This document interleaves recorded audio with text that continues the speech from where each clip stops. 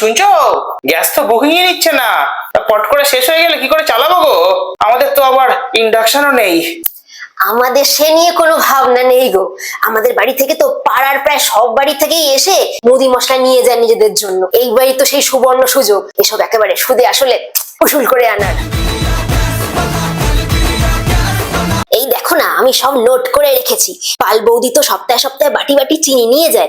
এখন একদিনের গ্যাস না দিলে ওকে আমি একেবারে চিন্তামণি বানিয়ে ছেড়ে দেবো। তারপরে সামনের বাড়ির ওই যে মেয়েটা, ওর তো আবার শুধু চিনি নয়, সাথে দুধ, চা পাতা, কুকিজ সব একেবারে গুছিয়ে নিয়ে বসে, যেন ওই বাড়িতে চায়ের দোকান খুলেছে। ওর থেকে তাহলে এক সপ্তাহ অন্তত হাফ সপ্তাহের মতো গ্যাস তো একেবারে ফাইনালি ধরো। সেই হিসাবে দাস বৌদির তেজপাতার জন্য হাফ দিন,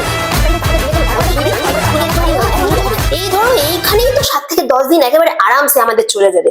আচ্ছা বলছি, ঘোষ বৌদিকে কাউন্ট করেছো?